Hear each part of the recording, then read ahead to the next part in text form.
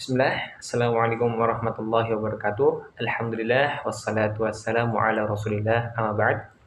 Halo teman-teman, perkenalkan nama saya Muhammad Syafiq Dafi Yulaya dengan NIM 3150240056. Insyaallah, di sini saya akan memenuhi tugas UTS dari mata kuliah Sejarah Pendidikan Islam.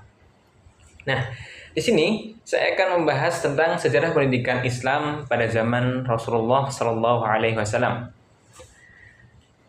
Kita mulai dari urgensi memahami sejarah pendidikan Islam. Yang pertama yaitu memahami fondasi sistem pendidikan Islam.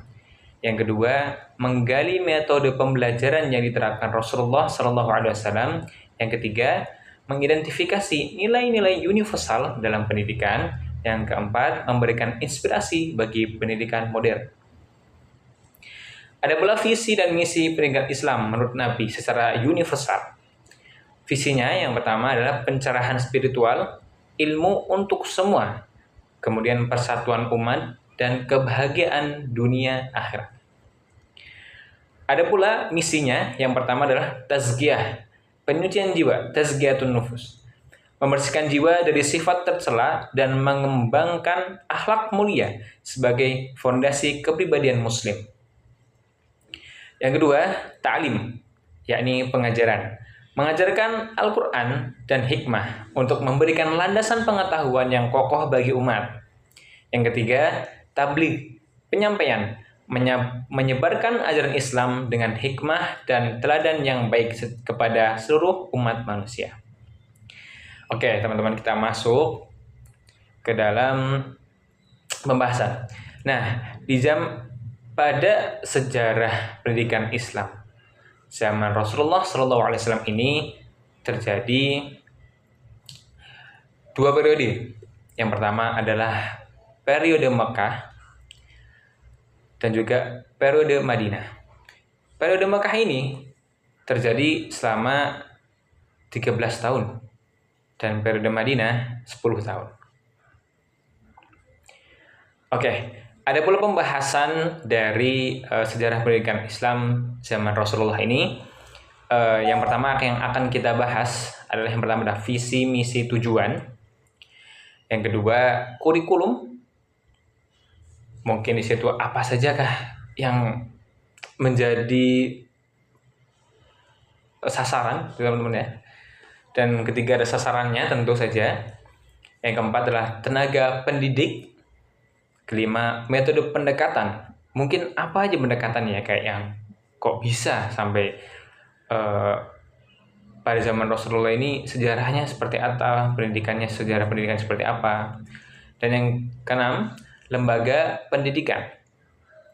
Ketujuh, pembiayaan fasilitas. Yang kedelapan adalah evaluasi lulusan.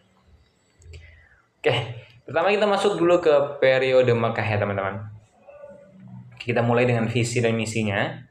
Visinya adalah fokus utamanya adalah pendidikan tauhid, keesaan Tuhan, akhlak dan Al-Quran. Pendidikan tauhid ini sangat penting teman-teman, karena kita mulai mengenal tentang keesaan Allah, bahwa Allah itu salah satu-satunya Tuhan dan tidak ada tandingan dan tidak ada lawan. Benar-benar Allah itu Sang Khalik. Dia tidak diperanakan, tidak beranak dan juga tidak diperanakan. Tidak ada yang menandingi dan Allah emang tempatnya kita bergantung. Kemudian akhlak dan Al-Quran. Kita lanjut ke misinya. Misinya yang pertama adalah mewujudkan kemurnian akidah dan akhlak. Akidah dan akhlak ini sangat berkaitan. Maka keduanya tidak bisa dipisahkan dan saling melengkapi. Makanya ketika kita belajar akidah, maka akhlak pun harus kita belajar dan saling mengikuti. Yang kedua, membimbing umat untuk memahami serta mengamalkan ajaran Al-Quran. Maka penting bagi kita ketika kita sudah bisa belajar Al-Quran, kita sudah bisa membaca dan kita tahu secara teori dan juga prakteknya, maka bagi kita yang sudah bisa, alangkah baiknya kita juga mengamalkan. Tak sekedar cuma kita bisa membaca Quran dengan fasih, mungkin kita tahu tajwidnya, kita tahu sifat-sifatnya dan sebagainya. Tapi kalau tidak ada pengamalan, maka kita sama aja tidak memberikan kontribusi. Padahal kita punya eh, kemampuan di situ, dan juga itu mungkin salah satu cara kita ya teman-teman, supaya kita tuh ada andilnya dalam agama ini. Yang ketiga, yaitu membangun persaudaraan yang didasari takwa. Maka teman-teman perlu di garis bawahi, takwa itu sendiri adalah memaksimalkan dengan semaksimal mungkin kita melaksanakan apa yang Allah perintahkan, dan juga dengan semaksimal mungkin pun kita meninggalkan apa yang Allah larang untuk kita. Yang keempat, mempersiapkan muslim yang beriman, berjiwa kuat, serta berakhlak mulia untuk menyebarkan Islam secara bertahap kepada masyarakat luas. Karena orang itu cenderung melihat kita di luarnya saja. Maka ketika kita di luar, tidak di rumah, atau intinya ketika kita berada di lingkungan masyarakat, maka kita tunjukkan kualitas keimanan kita, jiwa kuat kita, serta akhlak mulia yang mungkin kita sudah belajar tentang segala hal yang mempengaruhi akhlak itu, dari segi karakter, dan bisa juga untuk oh gini ya, ternyata seorang muslim. Nah, jadi itu menjadi branding kita, supaya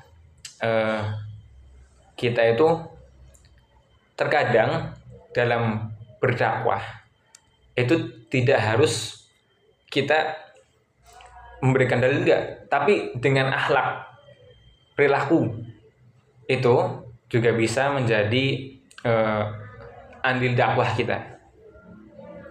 Oke, kita masuk ke tujuan pendidikan. Tujuan pendidikan yang pertama adalah membentuk manusia yang beriman. Beriman, bertakwa, dan berakhlak mulia sebagai landasan bagi mereka dalam menjalani kehidupan dalam bidang sosial, ekonomi, politik, dan budaya. Keimanan, ketakwaan, dan akhlak mulia. Bila tiga hal ini teman-teman, kita benar-benar menjadikan dasar dalam kehidupan, landasan ya teman-teman, maka dalam menjalani kehidupan di dunia ini, dalam bidang apapun, insya Allah itu akan mudah masuk. Contoh, kita beriman kepada Allah, bertakwa, yang tadi telah saya sebutkan, bahwa meninggalkan segala dosa dan memaksimalkan semaksimal mungkin perintah yang Allah berikan, serta akhlak mulia. Maka kita bisa masuk ke dalam bidang-bidang yang seperti tadi saya sebutkan, seperti bidang sosial, ekonomi, politik, dan budaya. Oke. Dengan kita beriman, kita bertakwa, dan berakhlak mulia yang sebagai landasan bagi mereka dalam menjalani kehidupannya, maka ini benar-benar jadi dasar kita. Misalkan kita masuk ke bidang sosial, yuk kita bisa mengikuti ekonomi, apalagi politik, dan juga budaya. Sehingga dengan keimanan, ketakwaan yang kita punya, serta akhlak kita, akhlak yang benar-benar dipupuk, akhlak yang benar-benar kita latih, maka itu bisa menjadikan kita branding diri kita sebagai orangnya, oh Masya Allah ya, ternyata orangnya seperti ini, orangnya seperti itu, dan sebagainya. Maka ketika keimanan terhadap Allah, serta ketakwaan, rasa takut, dan akhlak mulia yang kita pelajari, sebagaimana Rasulullah SAW itu sebagai suri teladan dalam berakhlak mulia, maka insya Allah kita bisa masuk mengikuti dalam hal apapun. Makanya alangkah baiknya ketika kita masuk dalam dunia politik, sosial, ekonomi, budaya, dan sebagainya, dengan kita mempunyai dasar yang seperti ini teman-teman, maka kita tidak akan mudah untuk terombang-ambing, tidak akan mudah untuk dimanipulasi, tidak akan mudah untuk digoyahkan. Maka kita akan menjadi tetap seseorang muslim yang kuat dalam brandingnya. Oke, masuk kita ke kurikulum pendidikan. Kurikulum pendidikan ini berfokus pada bidang akidah dan akhlak. Akidah, yakni mengubah keyakinan dan pola pikir masyarakat yang mempertuhankan pada selain Allah. Maka akidah ini menjadi ketetapan hati dan juga rasa yakin banget bahwa Allah itu ya satu-satunya. Dan menjadikan kita mempunyai pola pikir yang kuat, bahwa bahkan kita menjadi seseorang itu tidak akan mudah untuk goyah, ragu, dan sebagainya. Yang kedua adalah akhlak. Akhlak mencakup dalam urusan ibadah, kehidupan sosial, ekonomi, dan politik. Selain itu juga akhlak berisi pokok-pokok agama, ibadah, dan baca Al-Quran. Oke, lanjut kepada sasaran pendidikan. Sasaran pendidikan pada periode Mekah ini teman-teman, itu ada dua. Yang pertama dakwah atau penyampaian secara sembunyi-sembunyi, dan juga dakwah secara terang-terangan. Nah, targetnya adalah dalam dakwah ini, yang pertama adalah keluarga, sahabat, pengasuh, dan budak. Kemudian masyarakat, maksudnya sejumlah penduduk Yasrib yang berhaji ke Mekah, yaitu kaum Aus dan Khosraj, dan juga as-sabiqun al-awwalun. Nah, dalam periode yang Mekah ini, yang pertama itu sembunyi-sembunyi, itu ternyata kita jadi tahu teman-teman bahwa dalam penyampaian dakwah Rasul itu tidak mudah. Dia harus sembunyi-sembunyi dulu, berawal dari 1 orang, 2 orang, 3 orang, dan kemudian dakwah sembunyi-sembunyi ini bertahan hingga sampailah ketika sahabat Umar bin Khattab radhiyallahu anhu itu masuk ke dalam Islam, dan yang menjadi cikal bakal bahwa Islam itu berdakwah secara terang-terangan. Oke. Lanjut. Oke, kita lanjut kepada tenaga pendidik. Nah, tenaga pendidik di sini, teman-teman, yaitu Rasulullah SAW itu sendiri. Dalilnya berada di surat Al-Baqarah ayat 129 yang berbunyi, A'udzu billahi minasyaitonir rajim.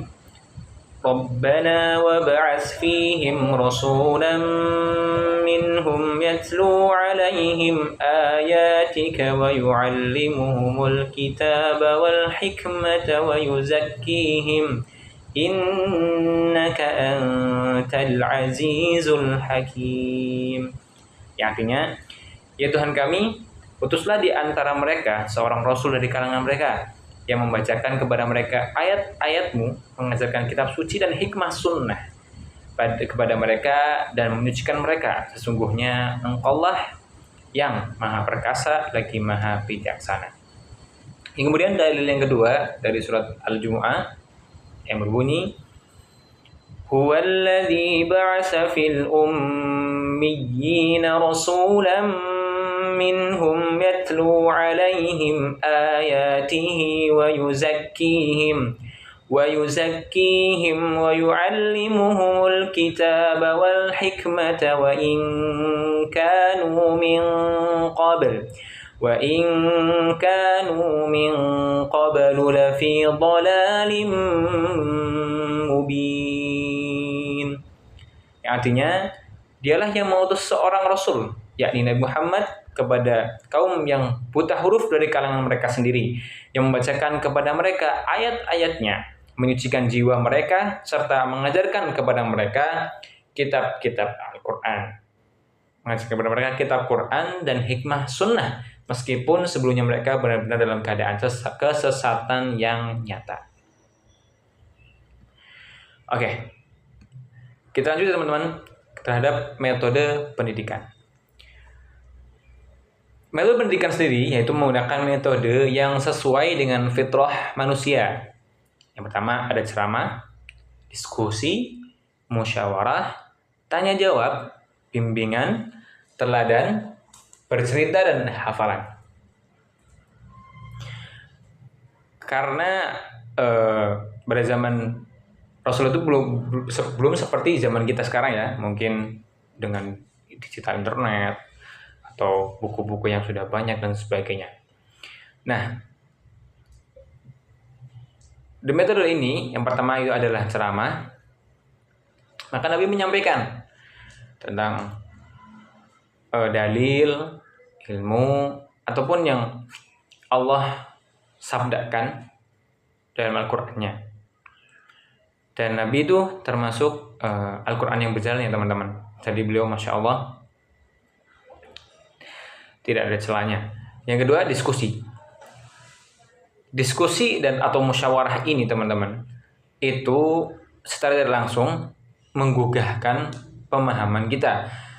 Jadi ketika diskusi itu ada satu hal, satu kasus, studi kasus seperti itu mungkin. Nah, diskusi dan musyawarah ini menjadi cikal bakal kenapa seseorang itu dia bisa berpikir kritis, dia bisa interaktif, dan juga mempunyai pemikiran-pemikiran yang bagus. Nah, kemudian ada tanya jawab. Adanya orang bertanya memang didasari dengan ketidaktahuan, dan Nabi di situ menjawab. Maka penting teman-teman kita tidak tahu hal apa tentang suatu masalah dan kita mencoba untuk mencari jawaban itu, maka kita jangan pernah malu untuk bertanya kepada yang lebih tahu jelasnya. Kemudian ada bimbingan. Nah, bimbingan sendiri itu berarti ketika kita belajar suatu ilmu itu kompleks dan Masya Allah mungkin hanya 1-2 orang yang tahu, dan kita mencoba untuk bisa belajar dan bisa mendalami mungkin hingga menguasai, maka kita perlu adanya bimbingan.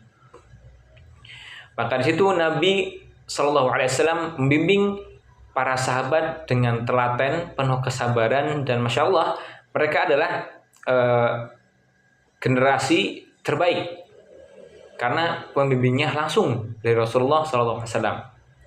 Kemudian keteladanan dari cara Rasul menyampaikan, cara Rasul memberikan pengarahan, maka keteladanan ini para sahabat raih dari cara Rasulullah mengajarkan, entah dari perkataannya, perilakunya, atau hal-hal lainnya. Kemudian bercerita. Umumnya ketika seseorang itu bercerita, maka pendengar itu cenderung lebih senang.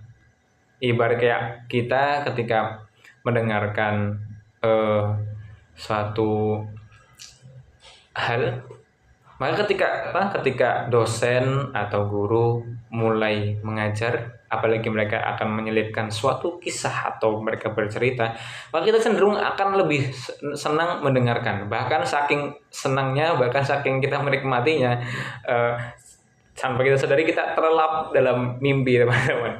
Jadi memang bercerita ini di sisi lain memberikan pemahaman yang Masya Allah lebih masuk seperti itu. Kedua adalah hafalan. Tidak bisa dipungkiri teman-teman, ketika kita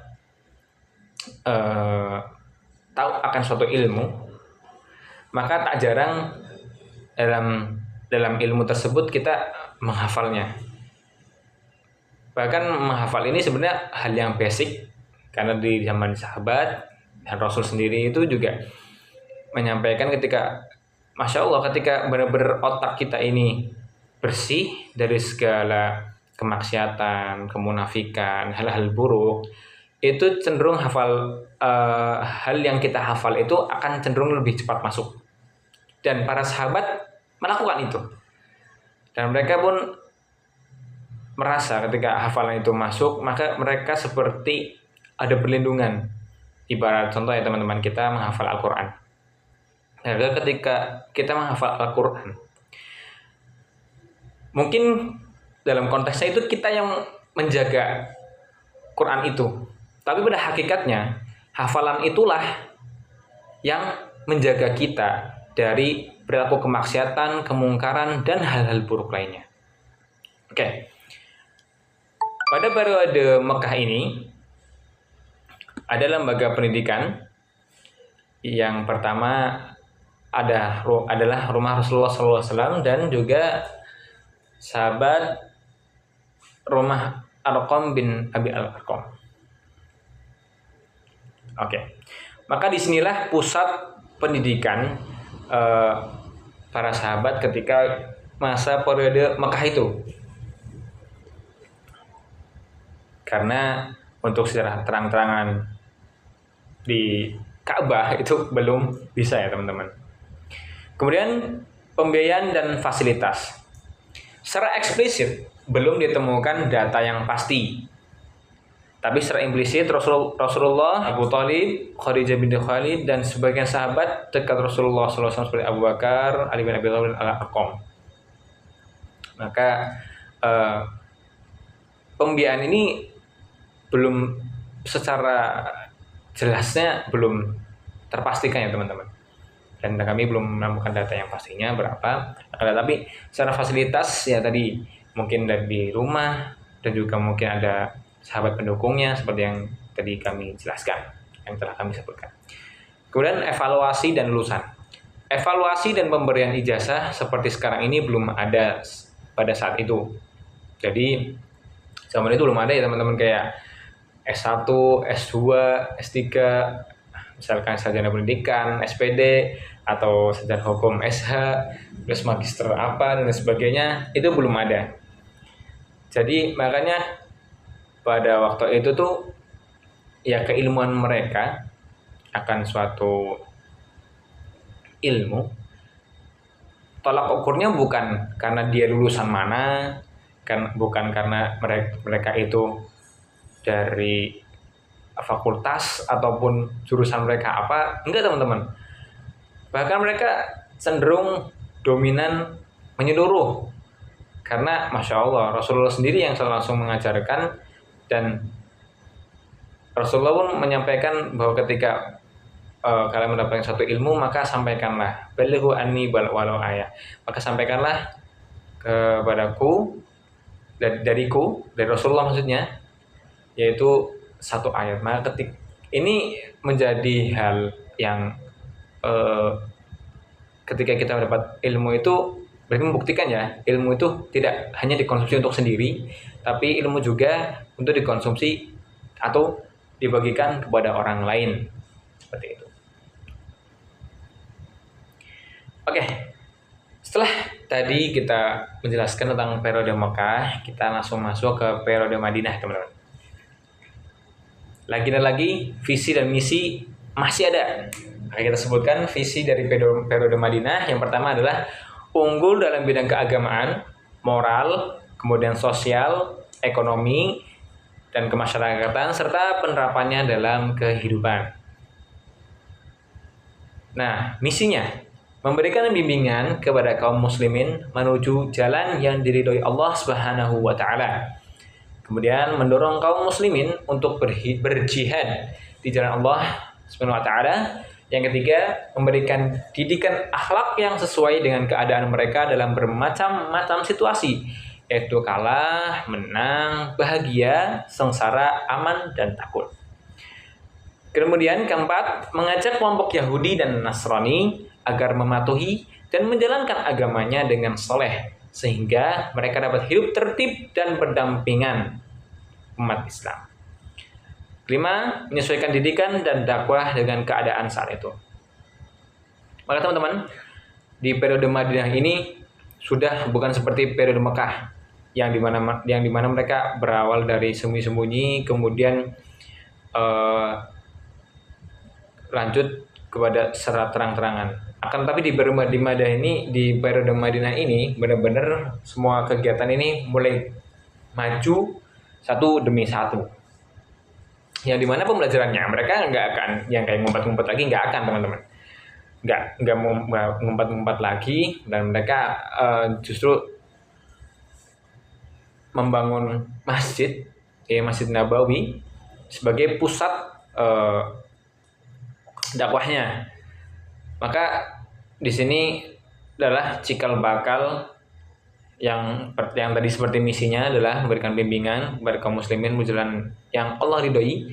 Maka dakwahnya sudah mulai merata, sudah mulai keseluruhan, dan pembimbingannya pun intens, dan semua orang belajar ilmu agama Islam ini nggak ada ketakutan dan kekhawatiran sama sekali. Nah, di periode Madinah ini juga kaum muslimin sudah mulai berjihad di jalan Allah, karena setelah dalil muncul, dalil itu turun dan Rasul sampaikan kepada para sahabat, maka sudah menjadi suatu hal, karena di jihad sendiri itu imbalannya Masya Allah, yang kemarin-main teman-teman, masuk surga jika meniatkan karena Allah dan Rasulnya gitu. Oke, kita masuk ke sasaran pendidikan. Sasaran pendidikannya adalah seluruh masyarakat Madinah dan masyarakat umum. Jadi di sini masyarakat Madinah yang notabene umat Islam dan juga masyarakat umum. Dan di sini kan itu tadi yang kami jelaskan ada kaum Nasrani dan kaum Yahudi. Mereka hidup berdampingan di Madinah ini. Maka tak jarang ketika Islam datang di Madinah, banyak dari mereka yang masuk Islam.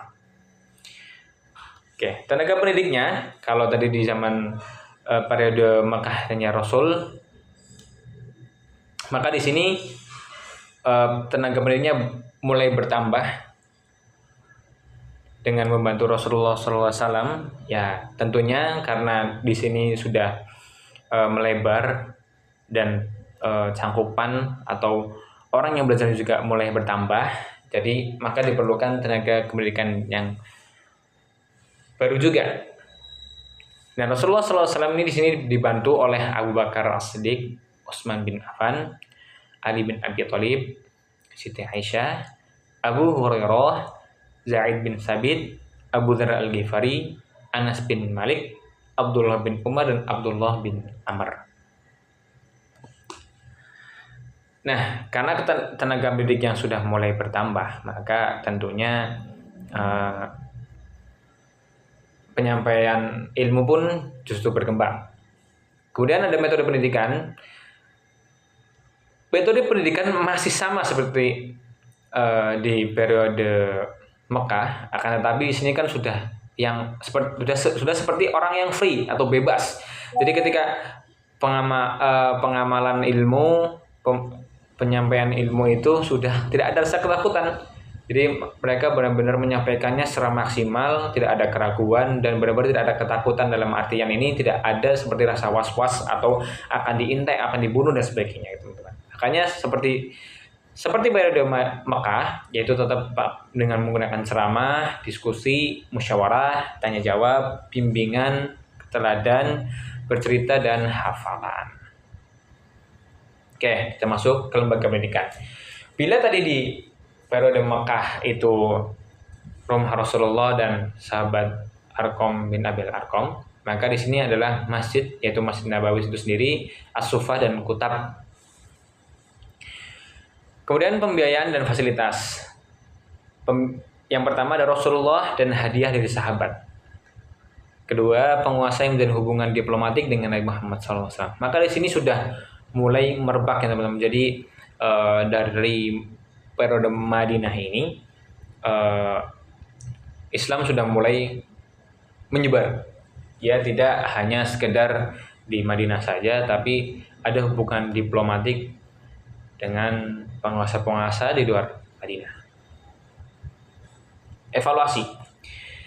Lebih menekankan pengamalan dan pengembangan ajaran yang disampaikan Nabi Muhammad SAW, yang dimana dari setiap penyampaian Al-Quran dan hadis yang beliau sampaikan, maka di sini banyak hal baru yang mungkin tadinya tidak ada di periode Mekah, akan tetapi di periode Madinah banyak hal-hal permasalahan yang muncul, yang dimana Nabi pun mendapatkan wahyu dan juga menyampaikan hadis yang berkaitan dengan setiap masalah baru yang ada.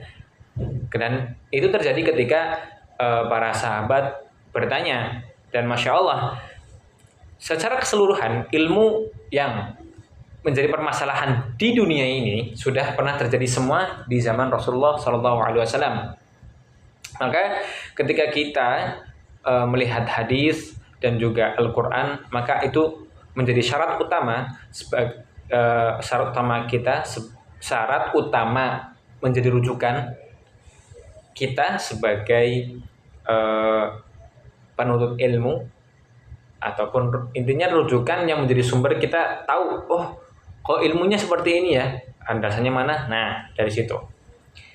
Kemudian lulusan pendidikan para pengikut Nabi yang hijrah dari Makkah ke Madinah. Maka dari periode Makkah yang hijrah ke Madinah itu menjadi lulusan pendidikannya, seperti para sahabat yang lain tentunya ya.